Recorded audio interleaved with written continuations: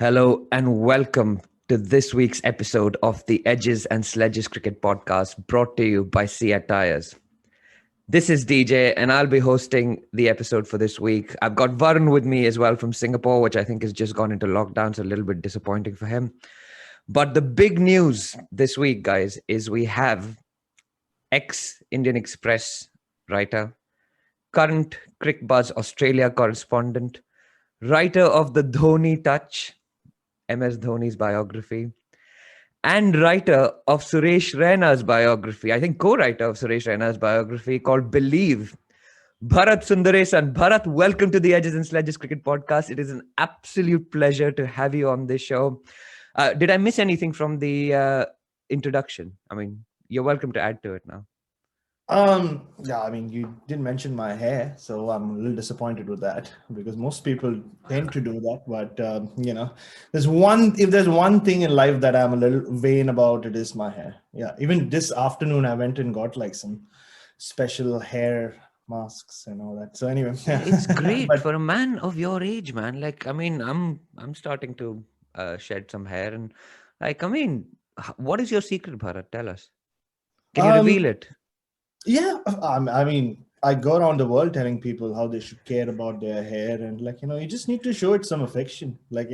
Spend that extra 5 minutes in the shower just talking to your hair. They say that if you speak say enough good things to your plants, they grow well. So it's the same thing, So just show it some love, and like I said, treat it well, and it'll flourish, it'll blossom.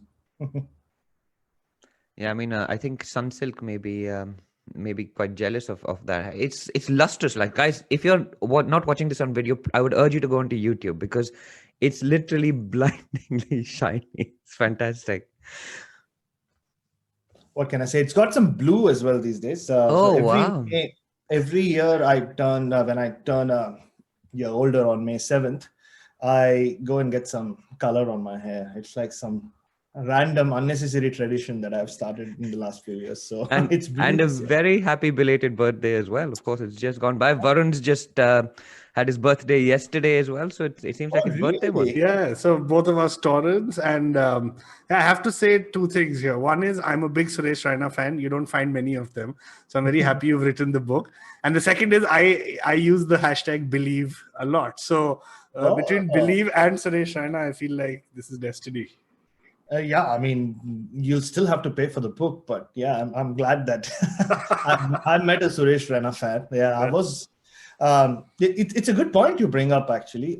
How many Suresh Raina fans are there out there? I've always wondered, even while committing to doing the book and while doing the book, I was wondering, are there enough people who want to read about him? And then when I saw the whole pre-order sales and all that, I was impressed and pleasantly surprised. So there is a lot of love out there for Suresh Raina. And, I'm glad I finally have met someone who's in that group. The unsung hero, as they say, right? That 6 of Bretley in the quarterfinal. Can't ever forget that. Oh yeah, no, absolutely. I mean, we'll come to Suresh Raina, I guess, later in the show. But if you look at his one-day career, his white ball career, there are a lot of these games where he's been the key guy, but it's always been overshadowed by a Yuvraj or a Dhoni or at times maybe even an Irfan Pathan back in the 2006, 7, 2005 era. But yeah, anyway, good to meet you, Warren. I mean, not just good to meet you. And May is one fine month to be born, as they say, but also good to meet a Suresh Raina fan. Yeah, and I'm really hoping your book covers Balcony Gate as well, but we'll find out about that later. Or does it end before? It does not. It does not. It does not. Yeah. Anyway. It was written before Balcony Gate. I mean, that's my excuse. Cool.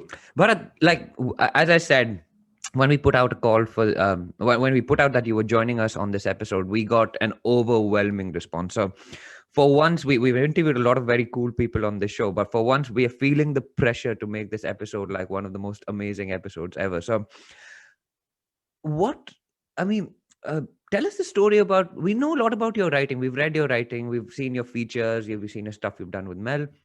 but we don't know much about you, right? Tell us the Bharat Sunderesan story, right? You've written about Dhoni, you've written about Raina, but tell us about how you became a cricket writer. I know you grew up in Ghatkopar, um, and then you spent a lot of time in Mumbai. You've got an affiliation with West Indian cricket. Now you live in Adelaide. So how's that all happened? It's a story filled with drama. I'll tell you that much. No, yeah, you're right. I am from Bombay. I'm from Ghatkopar actually. I say Bombay, but yeah, my heart belongs to Ghatkopar. If Ghatkopar was a country, I might have never left. I don't know. I still call myself a non-resident Ghatkoporian. That's not a word. I made that up. But that's where my life began. Grew up in a very normal middle class Tamil family, I guess. Proper settlers in Bombay.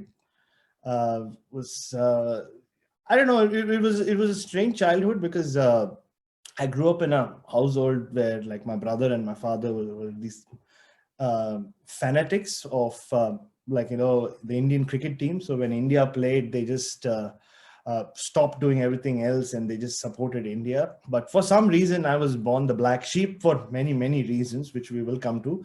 But one of them was discovered very early on because I really didn't care much about Indian cricket. Like West Indies was my thing. I don't know why, or there's no real reason. It's not that I was born in the 80s where they were winning everything. I was born in 1985. So by the time I started watching cricket, they had started losing. I at times blame myself for it. And I've told a lot of West Indians who played in that era who I've met along the way that, you know what? Yeah, I think it may have it. I was the bad omen for you guys. And I've given myself a lot of unnecessary credit for their downfall. But yeah, it was interesting because whenever India and West Indies played, I used to get into trouble with my father and my brother because I celebrated every time Sachin Tendulkar got out. I in fact Did you remember in celebrate when 1990 Manoj Prabhakar and the other batsman went on a go slow as well? That's the other thing I remember. yeah, of They just course, didn't yeah. score any runs. It was shocking because we're the same vintage. I've just realized we're both 85 born as well. So Oh, we're exactly the same vintage. This is so it's we've obviously so seen cricket through the same lens, but you've written absolutely. 2 books and you work in cricket, whereas we've done nothing with our lives. Well, that's just it's like I'll come to that, like about how um, luck and timing and fortune had a lot to do with how I became a cricket journalist. And yeah, so I remember in 1994 when India and West Indies played a test match at the Wankhede Stadium. I um, I took this placard or hoarding or whatever. This is back when people used to carry that, and it said Sachin Anadi Lara Khiladi, and I do not know what it meant. But a cousin of mine said, no, like there's a movie which is just released by that name. You should take it. You're such a big West Indian fan. And actually, I never was allowed to take it inside the stadium because the security guard stopped me, and he saw I was this tiny, 7 or 8 year old boy. He didn't beat me up, but he kind of just like he read what was written and he didn't tear it, but he just threw it away. He said, "Nee, nee, ja, ja, andar ja, ye sab mat leke ja."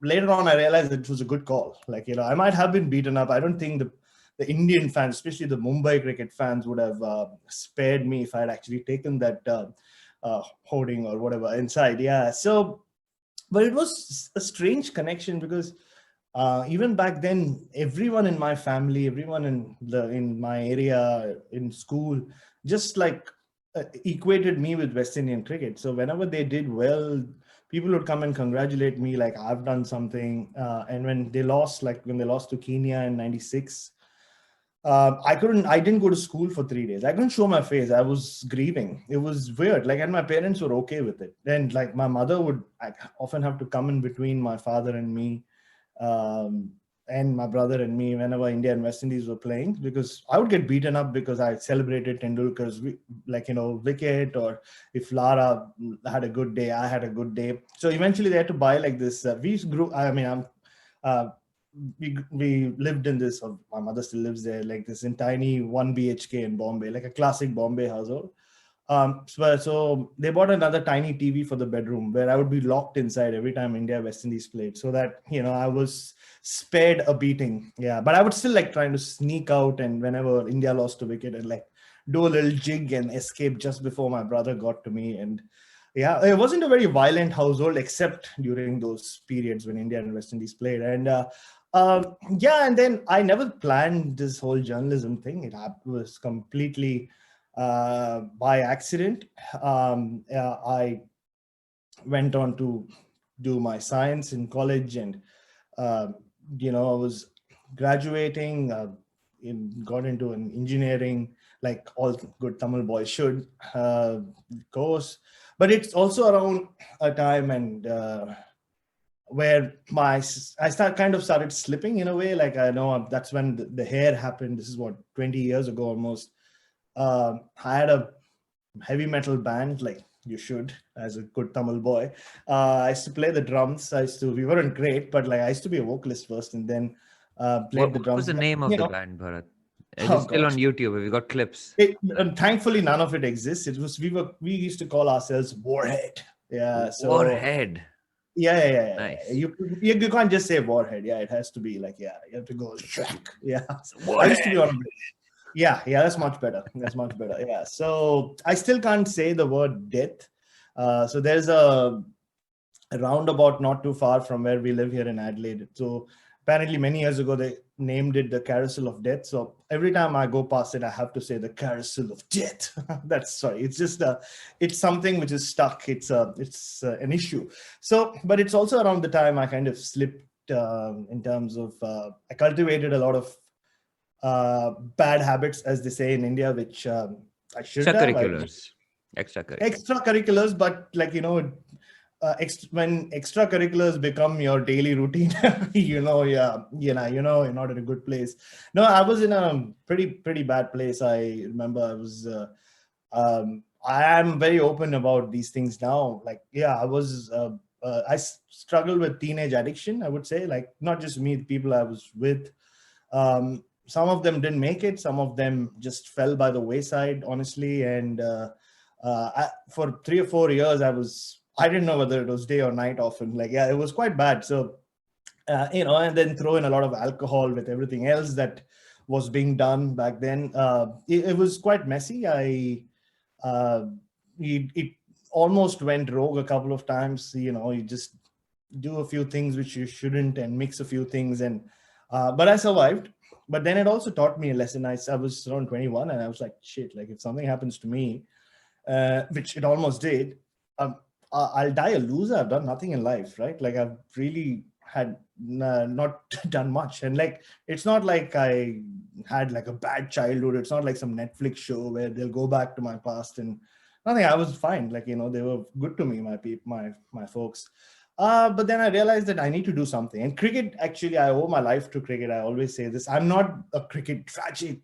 You would see my Twitter. I tweet about a lot of random things. But I wasn't a cricket tragic, but cricket kind of grounded me at every level. Like there was one thing that kept me going. Like, I still watched cricket. And my brother who left for the US in the early 2000s, he was this crazy cricket fan. Like he went beyond the playing and just watching. Like they said, most people just watch a game and have lots of opinions, right? He went and read a lot about it. This is before the internet. I don't know. He just seemed to have a lot more information than the average person.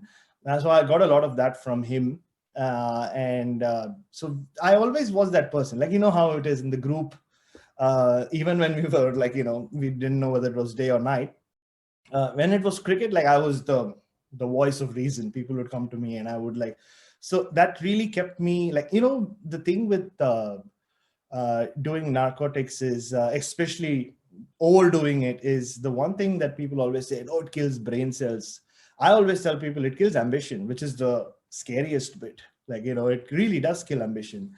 And I saw that happen to a lot of people around me. Thankfully, that's where cricket came in. Like I had still wanted cricket in my life, in the sense like I never walked away from it and said, I don't need it anymore. Like there are so many other good things sort of happening with me, right?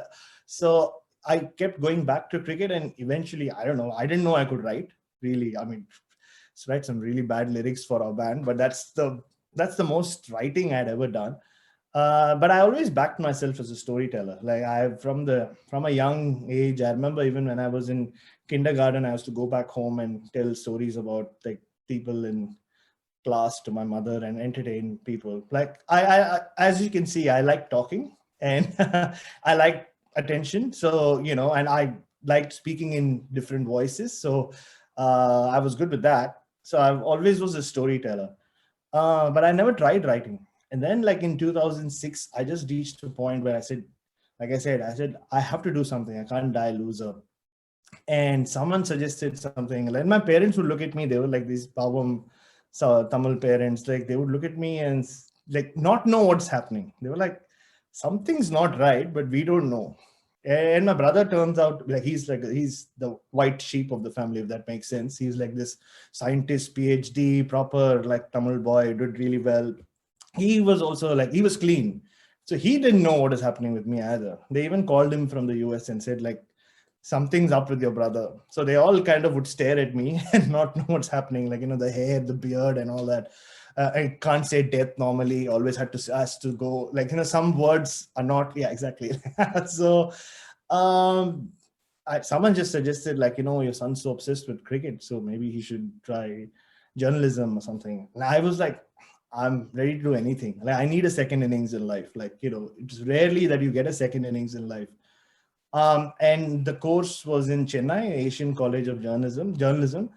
And I actually just applied for it for one reason. I had to leave Bombay. If I had stuck in Bombay for a couple more years, yeah, I don't think I would be sitting here right now. I don't mean like, as this writer and all that. Even sitting here actually in one piece, I don't think so, the way I was headed. And yeah, I mean, it was just by chance. I left for Chennai and it was a 10-month course. I met someone who's now my wife, who's like, it was made this wonderful dinner, just demolished a few minutes back. And yeah, journalism happened. Yeah, I went in there, like I met all these people who like, who had decided they wanted to be journalists and change the world when they were 7. I was like, oh, damn, like I don't even fit in here. Like, I was this long haired, like weird looking hippie kind of guy who walks into like, and you know how journalism colleges are. I mean, most of them are still my friends, but they had that look, that journalist look. Yeah, I The just looked Jhola like, Kurta Chappal. sort of, yeah. Yeah. And that look on their face, man, I'm going to change this world. I just went there to change my own life. So it somehow worked out. That's really, that was a turnaround. So I really, and then the other very important thing that happened was me completely by chance picking the Indian Express as my first employer. So I got job offers from Hindu, Times of India and Hindustan Times and all that. But for some random reason, I just picked the Indian Express, and yeah, that changed my life. Like it has given me everything. But most importantly, it gave me a second chance in life. And that's the story of Bharat Sunderesan, I guess. Oh, that's super interesting. And we're really glad you picked journalism. It's interesting that you said you were 21. That would have been 2006-ish, right? The emergence of the Raina and Dhoni era. And now you've ended up writing books on those guys. So, yeah, very interesting. Very, very interesting. But does that experience have a bearing on the stories you've pursued, Bharat? Because the Pattrick Patterson story, which a lot of our listeners have written in saying, talk to him about that. But I think you've done that really well with Jared. And you've done it really well on GK's show as well. So I would urge anyone and you've written a piece for the Indian Express about it as well. I think it's called the Journey of an Unquiet Mind or something. Yeah, it's called something like that. Yeah. But there's also another piece you wrote in 2013, right? About Anil Gurav. Now, did your personal experience make you chase these stories? Because obviously Anil was the other Tendulkar, or he was seen as somebody who was better than Sachin. So you won an award for that story as well. So do you want to tell our listeners a little bit about that? And then we can move on to the Australia tour. Yeah, sure.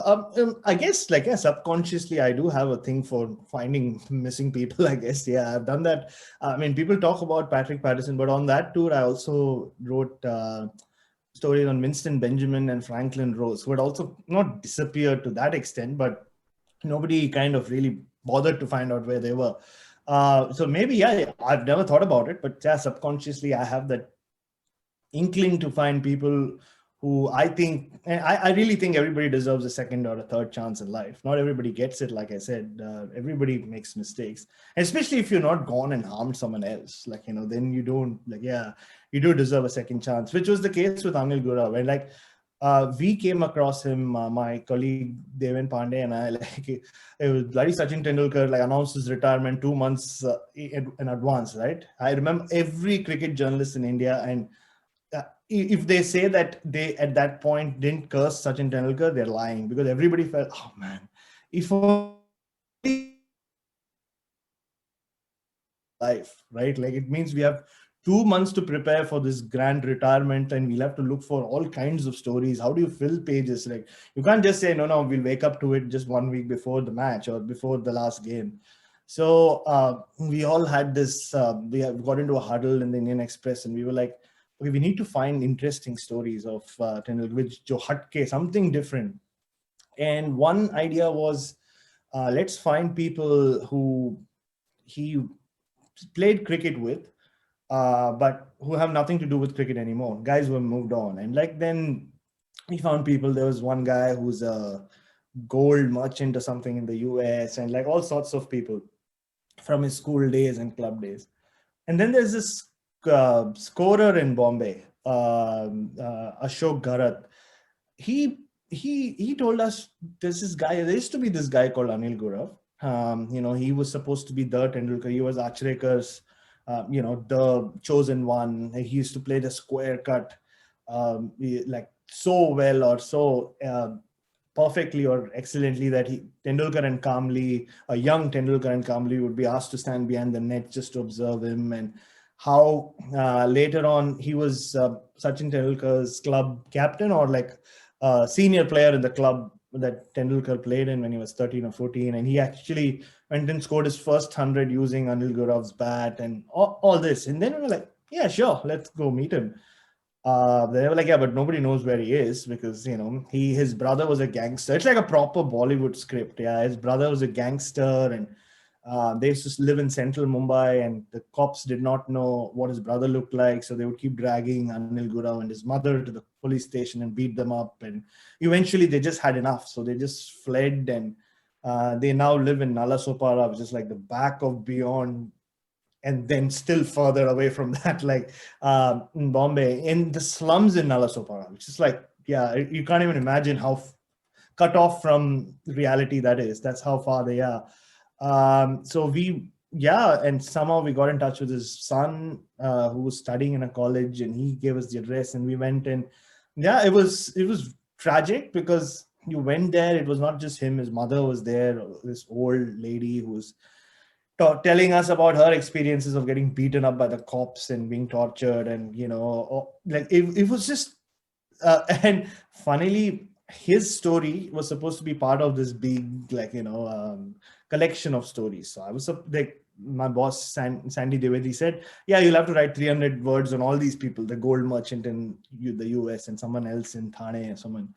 But then we went there together the first time, and then I was like, I told Pandey, like, second time I'll go by myself. I think there's so much more to this story. So I remember I drove all the way back to Nalasopara, spent like 2 hours more with him. And then the stories were just crazy. Like, forget about his cricket, but just what happened in his life. And I remember he was like, no, I'm clean now. I'm done. I'm sorted. And he was a proper alcoholic. But as I was walking out, he walked out with me, and finally he said, एक दो ना आपके नाम पे मुझे एक पीना है, एक last drink आपके नाम पे. And I was like, yeah, that's it. Whenever you go looking for a feature, I mean, any writer will tell you this. While you're talking to interviewing the person, one part of your mind is like, of your brain is always thinking of an intro and then a conclusion. At that point, I had the conclusion. Like, I said, I'll find the intro from whatever he said, but that's the conclusion, right? Like, after all this, he still needs his quarter at the end of the day. So it was just a fascinating story. And, again, you felt like you were giving someone that chance to do something in life. I remember I used to be in touch with him regularly back then, and tell him, look, you can coach, you can do so much, right? Like, just try to kick the bottle away. I know it's not easy, and maybe you can be reborn again. So anyway, he, like, didn't, I don't know whether he's paid heed to any of my advice. And it's the same with, before we move on with Patrick Patterson, like I said on those podcasts as well. Even now, I'm trying to do something for him, with him. I'm like, he's, between us, he's finally reached, and all your listeners now, between us on a podcast. Well done, Bharat. Like he's reached a point in his life finally where he actually wants to do something with me. He's no longer, not, I wouldn't say no longer, but he wants to move on. And for me, that's like, forget about everything I've written and all that. But I don't think there's a greater achievement for me in life, like that I could get that man to, like, say that, what, I want to do something in life. Because I'm telling you, there have been some nights when he's called, and I've had to, like, bring him back from the brink of, of why should I even live anymore, and, like, to convince someone that they have to live over the phone. I'm not a trained psychologist or a psychiatrist or anything. I don't know how I did it, but, like, it just happened. So yeah, so it's just yeah. Thanks for that thought. I never thought about it. So maybe, it's all linked, right? What you go through in life, you kind of seek out people who've not similar circumstances, but, like, kind of who've slipped in life for whatever reason, because of mistakes they've made, or because of their circumstances. But everybody needs that one extra shot, I guess. And they're all beautifully written. I mean, we're going to put links to all of these in the show notes, Bharat. But it's every time you read it, and I think you, as someone said recently, you're a storyteller. When you tell a story, it comes to life. I mean, I feel like whenever you tell the Patrick Patterson story, we are with you on that journey, searching for him all over the Caribbean. We are with you when he goes to meet Fred Locks, when you go to meet Fred Locks, and it's a very surreal kind of experience being on a journey with a writer. And I think you do that particularly well. On that note, we're going to go into a SEAD strategic timeout now. And we will be back after the break. We will be talking about your coverage of the India tour of Australia in 2020-2021. It's Varun, I can see him smiling on screen. And it's a tour that's going to live long in our memories. And it's almost a blessing that we get to savor it, because cricket comes so quickly that you don't get to relive the incredible series that we've seen. We saw one with the Australians, we saw one with the English, but now we get the chance to do that, and we will do that straight after this break. So don't go anywhere, and we will be back with the India tour of Australia with Bharat Sunderesan. Welcome back from that CS strategic timeout, and we are still with Bharat Sunderesan, and we are going to be talking about India's incredible tour of Australia, right? Bharat, you are now based in Adelaide. So you were in Mumbai. You are now Crickbuzz's Australian correspondent. So obviously, they look to you whenever India go down to Australia. This time around, it was a little bit different, wasn't it? Because we saw you taking footage from the nets. We saw you putting it on Twitter, and it created quite a lot of buzz even before the series had started. So did you change your journalistic style, reporting style a little bit this time around? Funnily enough, I did not. Like, this whole thing about the nets and me, I don't know, like, people have made this like, oh, it's your niche and you do this. And honestly, it's something that it's just part of my job, and I'd like to do it that way. It doesn't mean that everybody needs to. And I've always done it. I remember when I was covering the I League in India, in Bombay, I used to go to the Mahindra Stadium, which is like in Borivali, from Ghatkopar, just to see them train. And because I've always felt that I always equated to, if you really like cars, you would want to go to the workshop and kind of see how they're made or whatever. Because it's at the nets, to me, represent, or to me, is the workshop. Like, that's where cricketers go and fine tune their skills or do whatever, right? And it's the same with any sport. That's why I used to go watch football training unnecessarily. So back in 2008, when I was covering local football, and I've always done it. It's just a thing that I never put it out on Twitter. I'm still a very reluctant tweeter, though I've tweeted a lot more than I used to.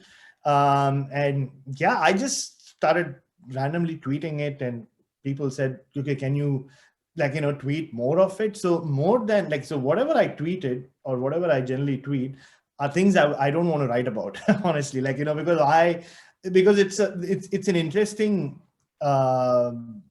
conundrum that journalism finds itself in, where a lot of journalists have, for some reason, have started giving more credence to Twitter than their own platforms, whether it's your newspaper or your website. And I tell them, if you see something in the nets, don't tweet it if you want to use it in an article, right? And I'll give you a great illustration of that. Rishabh Pant in the nets the day before about on the evening of day 4 at the SCG, when he'd been hit in the elbow, and India was trying to save the test.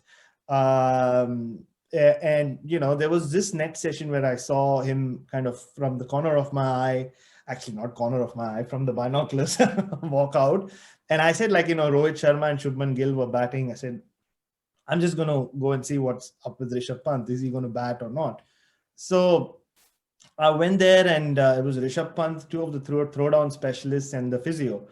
It was funny. I mean, I wrote a piece about it, about how he kept muttering under his breath, saying "Tujhe kuch nahi hua, tujhe kuch nahi hua," and he won me over. Honestly, I was never a Rishabh Pant. I didn't rate him too highly. I was like, yeah, there's something about him. I like him. I remember interviewing him after the Under-19 World Cup, and I like the fact that he speaks his mind. He's very uncluttered, which I appreciate. But as a cricketer, I hadn't seen enough of him. But that net session changed it for me, because he was fighting that pain, and he's telling the throwdown guys, no, don't be scared. You can bowl bouncer. Arey bhaiya bolo unko, you can bowl bouncer to me. It's fine. I don't be scared. He kept saying that to the throwdown guys. And the amazing Hindi-speaking Sri Lankan throwdown specialist we have these days, Nuwan Senaviratne. He's amazing. He speaks Hindi these days. He's been with the Indian team 3 or 4 years, but he was slightly reluctant to bowl bouncers at him. But so while all this was happening, the match was still going on, and and these and Rishabh Pant, though nobody knew when he was going to bat, he still wanted to know what's happening in the game. So every time there was a crowd noise. So from where I was standing, there was a TV not too far from me. So every time there was a cheer or a jeer from inside the stadium, they would all stop practice and look at me. And then with the time lag, I would look at the TV, and then I would signal 4, or I would say 2. And then if I said 4, they'd all be like, who? And I would be like, Rohit, okay, thank you, bhaiya. And then he would go back to yeah. And then at one point, Nitin Patel kept telling him, "Arey, we are going to surprise them. We are going to hit them with a surprise. Dekh to kya surprise hoga." So all this is happening. If I had just taken a video of that and tweeted it out, am I being a good journalist? Not really. That's my story. That's my scoop, right? It's a thing. And the reason I started tweeting it out was a lot of people started tweeting back saying, "Oh, I mean, we are stuck at home. We are far, far away from Australia. You said yourself, you were you're in lockdown in the UK, and people said it just brings some joy. It feels like you're taking us there." So I said, yeah, why not? I'll just start tweeting stuff out from the nets, things that I won't use in a copy. And that's how this whole thing began. But it's something that I've always done. It's not, when I leave the ground, I feel comfortable knowing that I've seen everything. I might use just a little bit of it, but it's just something I'm comfortable doing. That's all. It means spending long hours and watching the nets. But to the extent that the Kiwis in particular last year, it's funny because I covered the New Zealand tour of Australia here, and then less than a month later, I was in New Zealand covering the India tour of New Zealand. So this is all end of 2019, early 2020, before the whole coronavirus changed the world. Washington Sundar is the first guy who I remember uttering the words coronavirus. Not to me. I was waiting in the team hotel in New Zealand to interview someone, and he and the team manager were walking out, and he asked the team manager, "Sir, आपने ये coronavirus के बारे में सुना है?" I was like, I just overheard them, and the manager said, "नहीं, China में कुछ हुआ है, something is happening," or something he said.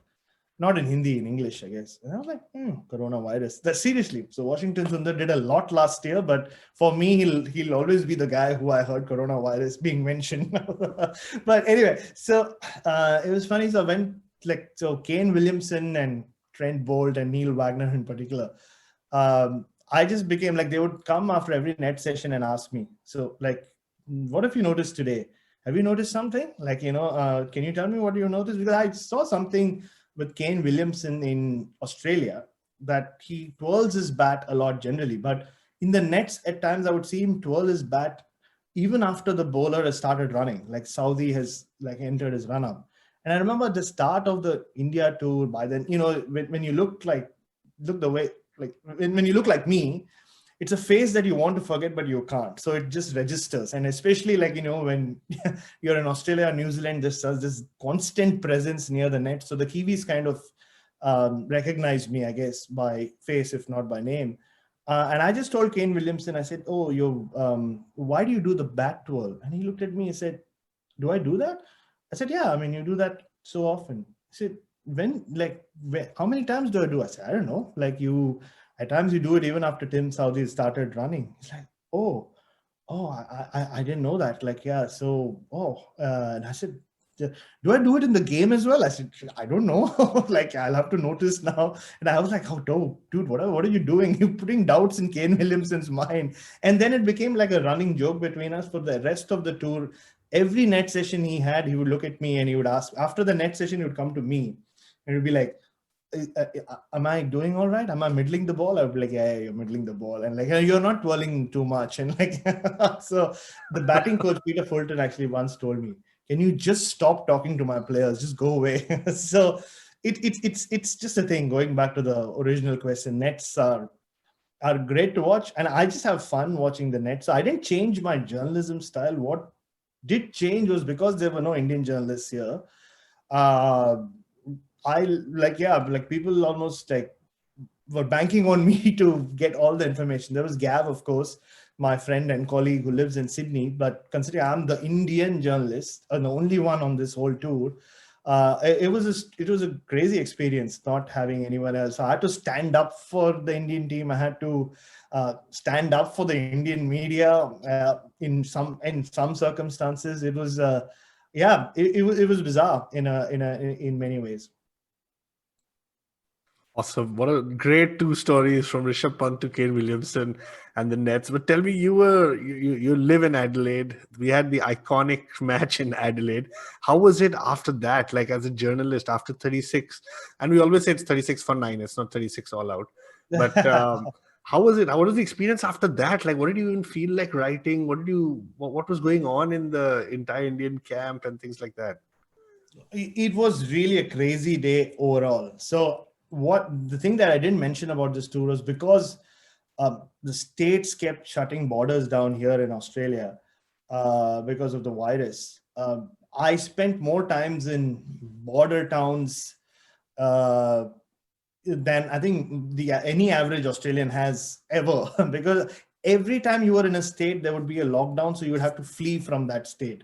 I remember on November 18th, Adelaide went into lockdown. So I had to flee to Sydney to avoid being stuck here because the whole one-day white ball leg was there.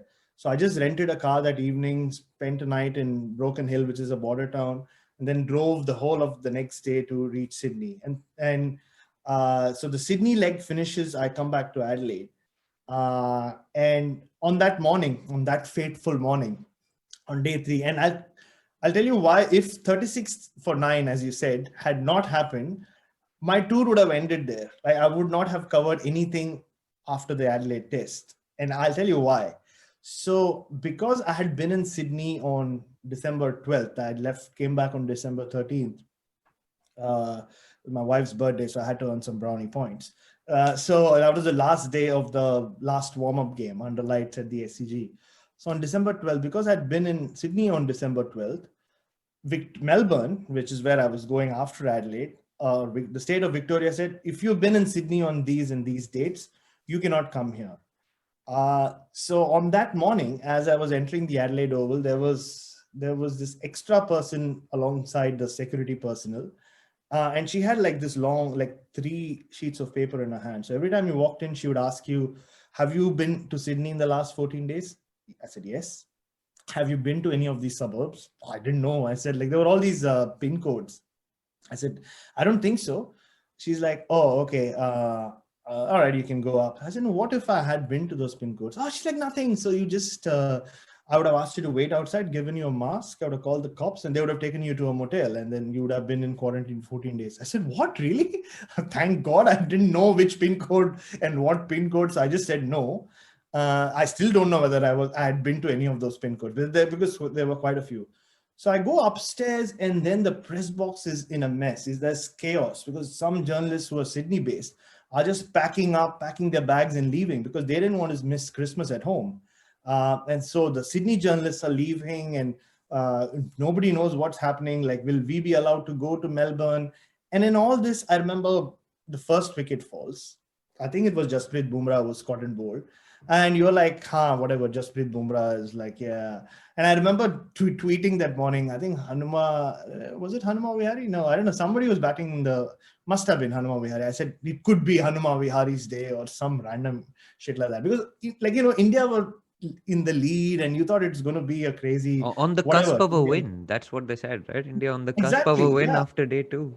Absolutely, yeah. So then the first wicket falls and the second wicket falls. And it was not till the time, I think the fourth wicket fell, that people in the press box said, wait, something's not right here. Like, are we seeing something special? Is it just a collapse or is it something crazy, something which you've never seen before? And it was only once, I think Pujara got out or whatever the fourth wicket was, that people stopped doing what they were doing, stopped panicking and started watching the cricket. And before you knew it, like, they lost the fifth wicket and the sixth wicket, and then they are 20 odd for 7 or 8. And you could just, like, I was just zooming into the Indian dugout and they didn't know what was happening. They were all in, like, shell shocked. People are just coming, people are just going out. There are no plays and misses. The ball's just taking the edge. It's all carrying. The Australians are celebrating. And it just happened. It just, from nowhere, you went from worrying about whether you will be able to go to Melbourne, or should I leave today? Should I leave tomorrow? Should I leave day after? Should I leave right now? Should I just, like, hide in someone's luggage and go off to Sydney with them? And then this 36 thing happens. And you still, like, I remember Sunil Gavaskar was here. The only Indian journalist was here. He walked out from the commentary box and he said, so what was our record? What was our record? The one that we were bowled out for? I said, 42. Don't worry, Sunibhai, that record's gone. This is the new record. He didn't say much. He just walked away. But I think I sensed some relief in him because the record doesn't belong to his team anymore. But like RCB fans, when 49 right. will eventually be broken. Oh yeah, that's right. So and it was over. And then, there was this random run chase that Australia had to make some 80 runs or something. And yeah, the match was done. Like, I'd never experienced a day of cricket like that. Like, we were to then, like, from there on, we saw some extraordinary things. The win in Melbourne, the draw in Sydney, and then, of course, the Gabba win. But you often forget that 36 for 9 or 36 all out. And that the crazy events of that day, maybe because there was so much more happening, right, around the whole cricket. And like I said, if that game had gone even into day 4, that's it. I would have covered day 4 and I would be where I am right now at home in Adelaide. My tour would have ended. And the tour would have ended for anyone who was there, right, at that test match. So it was just a strange thing. I can't thank India enough for their performance that day because, like Ravi Shastri said, 36 as a badge. Like, thank God for that. He saw the positive in it. I saw a positive in it. I think now everybody sees the positive in it. It was surreal. Like, Varun, I really did not know how to sum it up. And then you had to write about it as it being just a freak day. Right, like you couldn't, like, bury India and say, oh God, it's like, it's like a batsman getting out for 0. Like, what do you write about him, right, or her? Yeah, I mean, if it's someone who's struggled to make 12 in 98 balls and like looked ugly, you have so much to write. But if someone gets out first ball, it felt like that. Like I did not know what to write. Yeah, it was weird. But I was happy that ended that day. So the next day I could drive to Melbourne.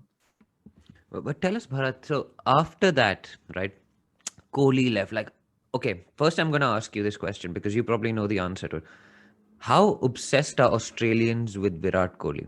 He's Oh, won their respect by being Australian, right? Like, I mean, he's the most Australian there is to be these days. So, how obsessed are they? Because I was out for lunch with my boss yesterday, and he's Australian, and all he could talk about was Kohli. Because I haven't seen him for the last 6 months, but all we talked about was Kohli. Didn't Tim Payne come out and say that India is very good at distracting? yeah, but but long before India even landed here, I think around July or August, when there was this whole talk, will the Indian tour happen or not? I started seeing Virat Kohli every evening in the news, right? At the news at 6 on Channel 7, the one that we watch here. Every evening there was Virat Kohli. I was like, yeah, like I ran away from Virat Kohli and like all I'm seeing on TV is Virat Kohli. So every time there was any kind of news item on that series, it was Virat Kohli's picture. Either he's celebrating or he's getting out and walking away. And then and it was all around. It was basically the series was built around the Virat Kohli thing during the whole one day T20 leg. It was just, King Kohli is up next. We used to joke about Kohli Cam in India, but I think we don't know what it is to obsess about someone. That's the realization I've come to after seeing how obsessed Australia were with him. I called him the Stone Cold Steve Austin of cricket, like in 2018. He was the ultimate anti-hero. Exactly, yeah. He should play that when he walks out to bat. Yeah, exactly. And he's already flipped the crowd off, right? He did. Like, yeah, I mean, he's the ultimate, standing up to the authority. I don't think Tim Payne is quite Vince McMahon, but, But by the way, we have to say one thing. If you get a chance ever to influence, how cool would it be to have each player have an entry music in the IPL? I have always wanted something think about Virat Kohli walking into Stone Cold's music and Rishabh Pant, and if you smell what the Pant has been cooking. That sounds a bit wrong, though. If you smell what the Pant is cooking. No, but just think about it. How great would the IPL be if you had entry music? Anyway. I think even more than the IPL, it's Test cricket that needs I'll tell you when I thought of this. When I was covering the Ashes at the Oval, when you walk down, it takes quite a while when they have to walk down all the way from the dressing room, and it takes quite a while, at least a couple of minutes for them even to reach the gates. And I remember thinking, this is a great venue for an entrance, a nice entrance music. Yeah, maybe Stone Cold Steve Austin might not, but you'll get the crowd going. I think it's a great idea. I think we should have that. So who's going to get Shawn Michaels' music though? Who I'm will not be the your boy toy. Yeah. You gave him Pat Cummins? Pat Cummins can have I guess so. He's too nice, man. He's too nice.